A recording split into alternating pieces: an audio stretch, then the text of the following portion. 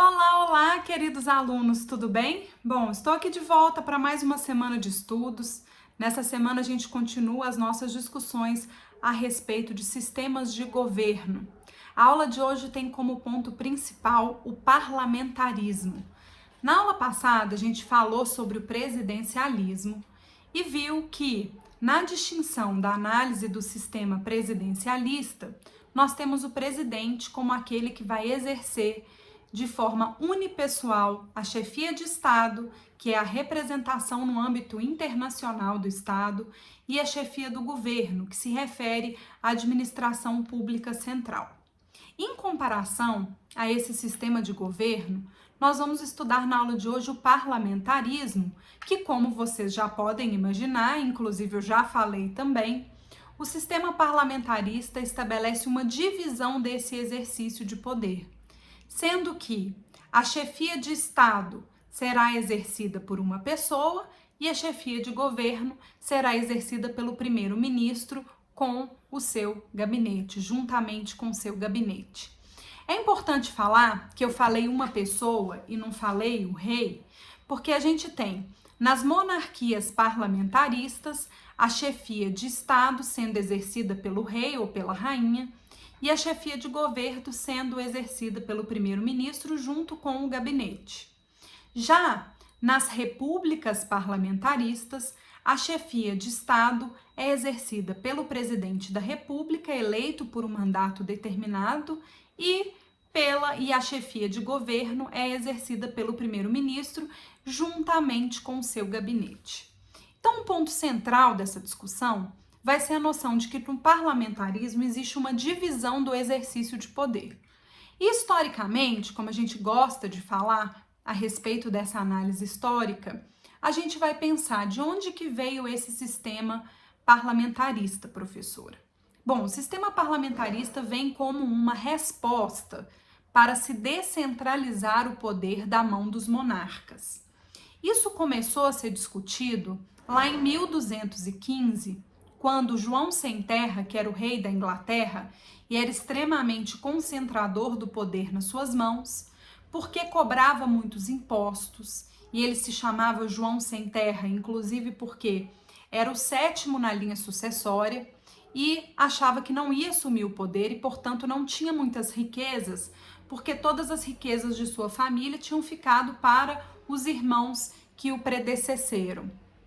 Mas, diante dessa situação, da morte de todos os irmãos e da necessidade dele assumir o poder, João Sem Terra vê na possibilidade de exercício desse poder também a possibilidade de angariar riquezas para ele através da alta cobrança de impostos e de uma gestão mais severa.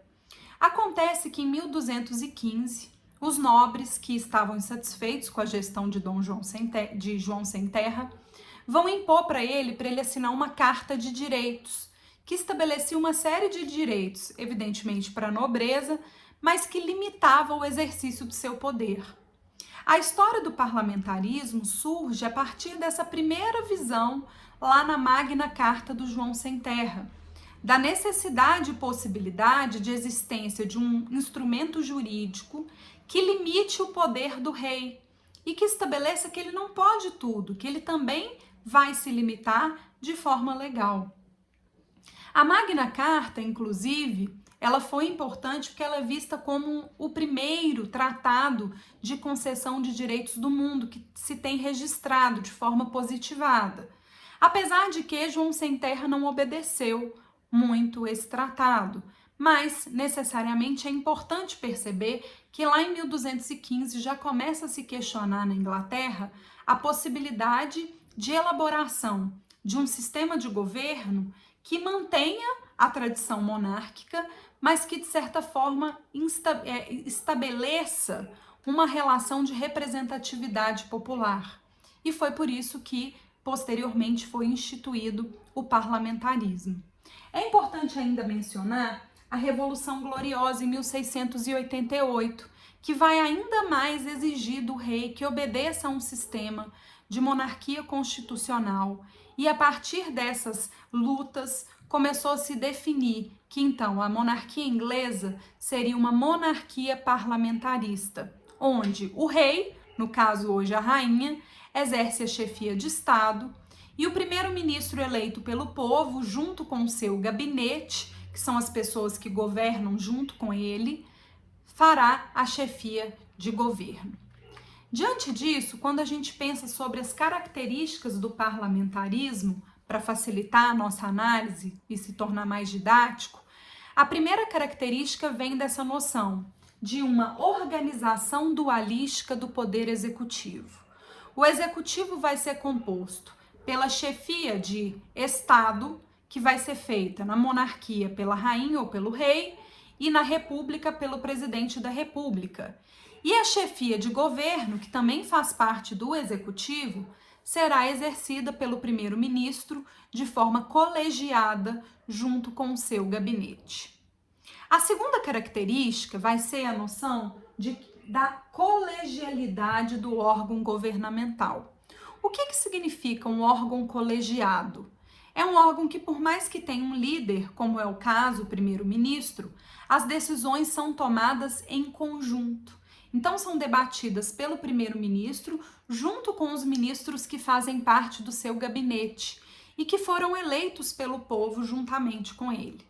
Todas as decisões de chefia de governo não serão unipessoais, elas serão tomadas por essa discussão colegiada entre esse grupo de pessoas. Bom, a terceira característica que é fundamental e que diferencia o presidencialismo do parlamentarismo é a noção de que no presidencialismo, o presidente da República, que exerce a chefia de Estado e a chefia de governo, ele, uma só pessoa, é eleito por um prazo determinado pelo povo. Aqui no parlamentarismo, não. O chefe de governo, que é o primeiro-ministro com o seu gabinete, ele é eleito por um prazo indeterminado, o que não significa ser vitalício. Ele vai ser eleito para exercer o seu cargo enquanto ele estiver satisfazendo o Estado. E aí, se forem ser chamadas novas eleições, a forma ordinária de se chamar essas eleições é através do chamado voto de desconfiança. O voto de desconfiança vai acontecer através da possibilidade do parlamento, que é o poder legislativo, estabelecer um voto de desconfiança e chamar novas eleições para o primeiro-ministro, para o cargo de primeiro-ministro e para o seu gabinete. O primeiro-ministro que está no exercício de poder, ele poderá inclusive se candidatar novamente, se desejar.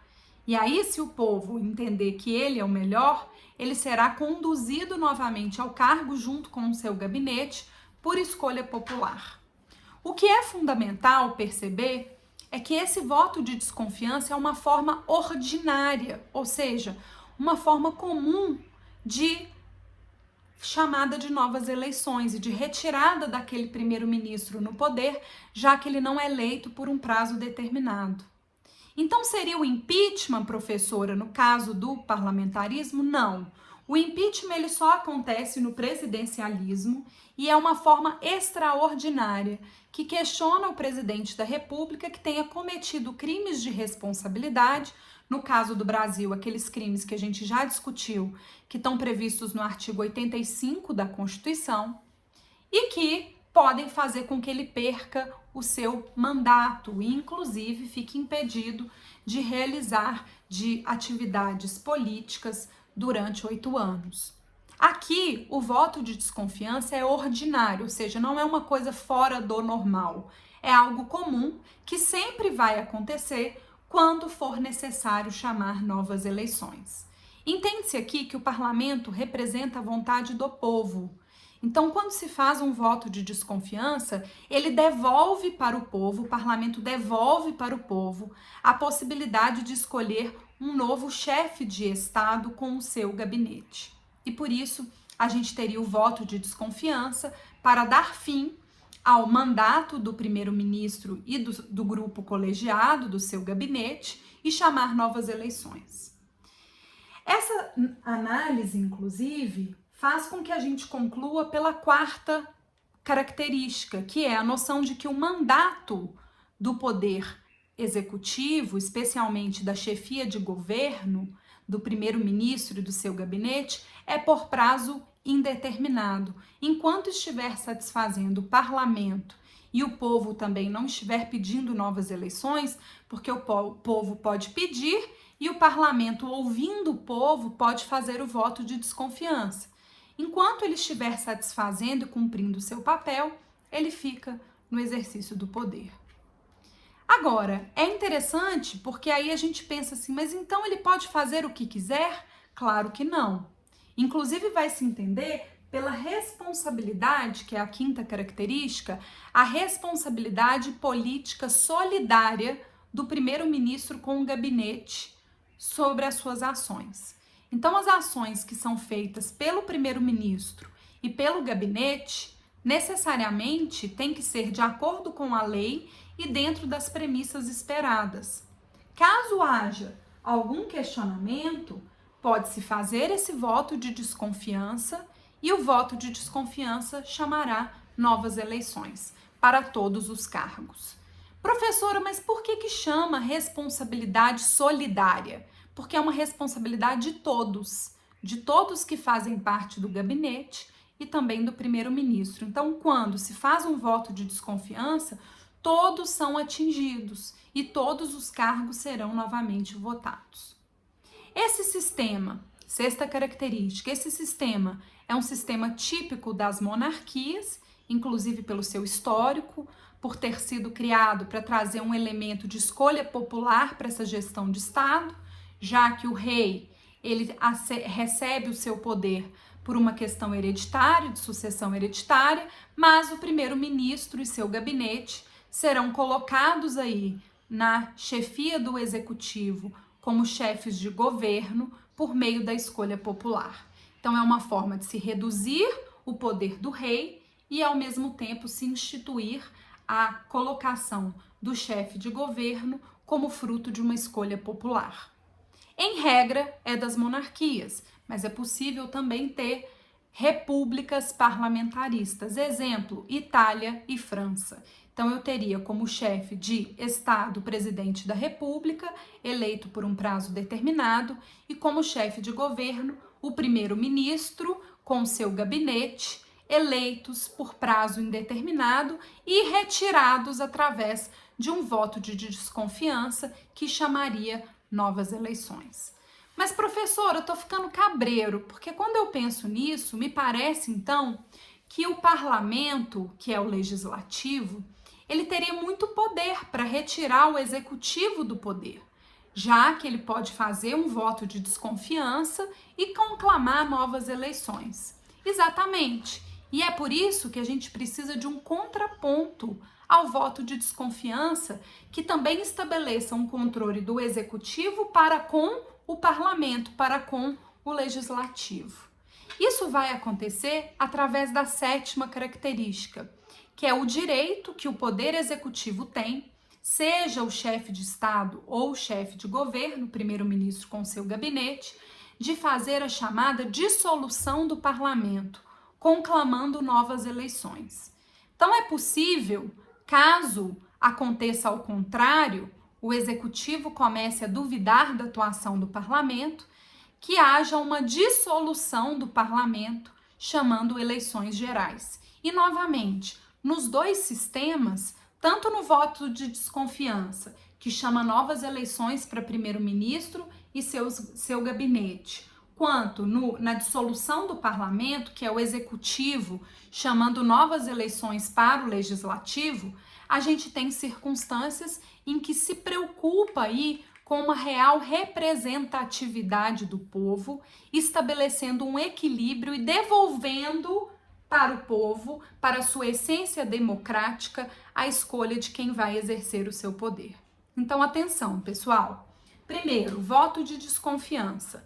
Nesse voto de desconfiança, a gente tem um instrumento ordinário comum para retirada do primeiro-ministro e para retirada do seu gabinete do poder. Quem faz o voto de desconfiança? O legislativo, o parlamento, que vai questionar o poder do primeiro-ministro e vai chamar novas eleições para o primeiro-ministro. Isso é necessário? Isso é comum? Sim, porque o mandato o prazo de exercício do mandato do primeiro-ministro é indeterminado. Então, só através do voto de desconfiança que temos novas eleições. Por outro lado, se aqui a gente tem um instrumento em que o legislativo controla o executivo, temos desse lado de cá, na possibilidade de dissolução do parlamento, de dissolução do legislativo, chamando eleições gerais, a possibilidade ou do chefe de Estado, que pode ser o rei ou o presidente, ou do chefe de governo, primeiro-ministro e seu gabinete, todas as decisões são tomadas em comum, que podem chamar aí pedir a dissolução do parlamento, estabelecendo novas eleições para os membros do legislativo. Nos dois casos, a gente tem a essência democrática presente no parlamentarismo. Agora, fechando essa aula aí, eu deixo uma pergunta para vocês. Será que o Brasil conseguiria viver um sistema parlamentarista? O que vocês acham? Eu sinceramente não sei. Vou colocar as minhas dúvidas para vocês pensarem aí e aprofundarem os seus estudos. Seria muito interessante que tivéssemos um sistema de governo parlamentarista para descentralizar das mãos do presidente tanto poder. Então seria interessante. Por outro lado, a gente estaria dando mais possibilidade de interferência do legislativo, e aí vamos pensar no nosso legislativo federal, Congresso Nacional, em cima da atuação do executivo. Será que a gente confia suficientemente no parlamento nosso, no nosso Congresso Nacional, para representar os nossos interesses? Mas, por outro lado, será que a gente confia suficientemente no nosso presidente da República para concentrar nas suas mãos a chefia de Estado e a chefia de governo? Entenderam por que eu não sei responder essa pergunta? Eu deixo ela aberta para vocês. Muito obrigada pela atenção. Até a próxima aula. Beijos. Boa semana.